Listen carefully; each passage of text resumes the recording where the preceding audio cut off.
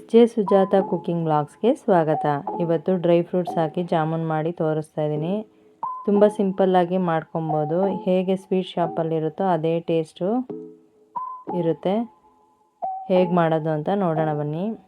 ಮೊದಲು ಒಂದು ಅರ್ಧ ಟೀ ಸ್ಪೂನ್ನಷ್ಟು ತುಪ್ಪ ಹಾಕೋತಾ ಇದ್ದೀನಿ. ಇದರಲ್ಲಿ ಸಣ್ಣಕ್ಕೆ ಕಟ್ ಮಾಡ್ಕೊಂಡಿರೋ ಗೋಡಂಬಿ ಮತ್ತು ಬಾದಾಮಿ ಹಾಕ್ಕೊಂಡು ಮೀಡಿಯಮ್ ಟು ಲೋ ಫ್ಲೇಮಲ್ಲಿ ಇಟ್ಕೊಂಡು ಇದನ್ನು ಚೆನ್ನಾಗಿ ಫ್ರೈ ಮಾಡ್ಕೊಳ್ಳೋಣ.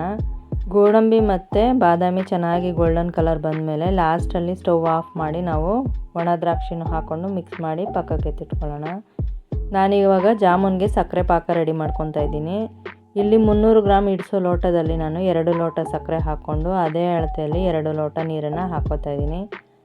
ಸಮ ನೀರು ಹಾಕ್ಕೊಂಡ್ರೆ ತುಂಬ ತಿಕ್ಕಾಗೂ ಇರಲ್ಲ ಮತ್ತು ನೀರಾಗೂ ಇರಲ್ಲ, ಪಾಕ ಕರೆಕ್ಟಾಗಿ ಬರುತ್ತೆ. ಇವಾಗ ನಾನು ಪಾಕ ರೆಡಿ ಆಗೋಷ್ಟರಲ್ಲಿ ಜಾಮೂನ್ ಮಿಕ್ಸನ್ನು ರೆಡಿ ಮಾಡ್ಕೊತಾ ಇದ್ದೀನಿ. ಇಲ್ಲಿ 200 ಗ್ರಾಮಷ್ಟು MTR ಜಾಮೂನ್ ಮಿಕ್ಸನ್ನು ಒಂದು ಬೌಲಿಗೆ ಹಾಕ್ಕೊಂಡು ಒಂದು 50 ಗ್ರಾಮಷ್ಟು ಕೋವಾ ಸಹ ಹಾಕ್ಕೊಂಡು ಕೋವಾ ಮತ್ತು ಜಾಮೂನ್ ಮಿಕ್ಸು ಒಂದಕ್ಕೊಂದು ಬೆರೆಯೋ ಹಾಗೆ ಚೆನ್ನಾಗಿ ಮಿಕ್ಸ್ ಮಾಡ್ಕೊಬೇಕು.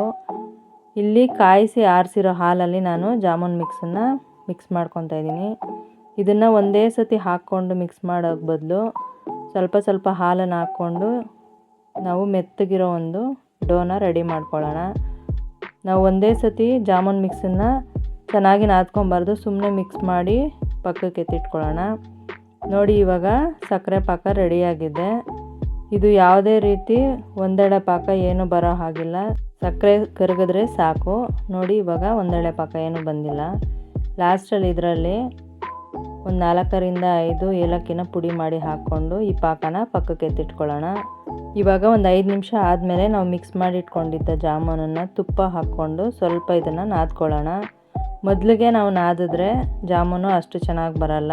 ನೋಡಿ, ಇವಾಗ ಚೆನ್ನಾಗಿ ಎಲ್ಲ ಮಿಕ್ಸ್ ಮಾಡಿಕೊಂಡು ಮತ್ತೆ ತುಪ್ಪನ ಕೈಗೆ ಸವರ್ಕೊಂಡು ಈ ಥರ ಎಷ್ಟು ಸೈಜ್ ನಮಗೆ ಜಾಮೂನ್ ಬೇಕೋ ಅಷ್ಟು ಡೋನ ತಗೊಂಡು ಚೆನ್ನಾಗಿ ಈ ಥರ ರೌಂಡ್ ಬರೋಗೆ 2 ಕೈಯಲ್ಲಿ ಹಾಕ್ಕೊಂಡು ರೌಂಡ್ ಮಾಡೋಣ. ಇವಾಗ ಮಧ್ಯದಲ್ಲಿ ಸುಮ್ಮನೆ ನಾವು ಪ್ರೆಸ್ ಮಾಡಿ ನಾವು ಬೇಯಿಸಿಟ್ಕೊಂಡಿರೋ ಡ್ರೈ ಫ್ರೂಟ್ಸನ್ನು ಇದರೊಳಗಡೆ ಇಟ್ಟು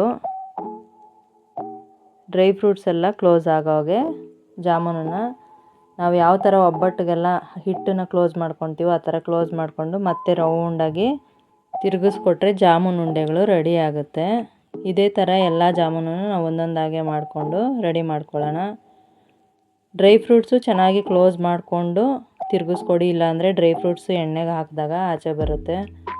ನಾವು ಎಲ್ಲ ಜಾಮೂನ್ ಉಂಡೆನೂ ರೆಡಿ ಮಾಡಿಕೊಂಡು ನಾನು ಮೊದಲೇ ಕಾಯೋಕೆ ಇಟ್ಟಿದ್ದ ಎಣ್ಣೆಯಲ್ಲಿ ಈ ಜಾಮೂನ್ ಉಂಡೆಗಳನ್ನ ಒಂದೊಂದೇ ಹಾಕೋತಾ ಇದ್ದೀನಿ. ಎಣ್ಣೆ ಯಾವ ಥರ ಕಾದಿರಬೇಕು ಅಂದರೆ ತುಂಬ ಜಾಸ್ತಿನೂ ಕಾದಿರಬಾರ್ದು. ತುಂಬ ಜಾಸ್ತಿ ಕಾದಿದ್ರೆ ಜಾಮೂನ್ ಬಿಟ್ಟಿದ ತಕ್ಷಣ ಕಲರ್ ಚೇಂಜ್ ಆಗಿ ಒಳಗಡೆವರೆಗೂ ಬೇಯಲ್ಲ. ಹಾಗಂತ ತಣ್ಣಗಿರೋ ಎಣ್ಣೆಲಿ ಹಾಕಿದ್ರೂ ಜಾಮೂನು ಒಡೆಯುತ್ತೆ. ನೋಡಿಕೊಂಡು ಒಂದೇ ಸಮ ಎಣ್ಣೆ ಇರೋವಾಗ ನಾವು ಜಾಮೂನನ್ನು ಒಂದೊಂದೇ ಹಾಕ್ಕೊಂಡು ಈ ಥರ ತಿರುಗಿಸ್ಕೊಡ್ತಾ ಗೋಲ್ಡನ್ ಕಲರ್ ಬರೋವರೆಗೂ ಬೇಯಿಸ್ಕೋಬೇಕು.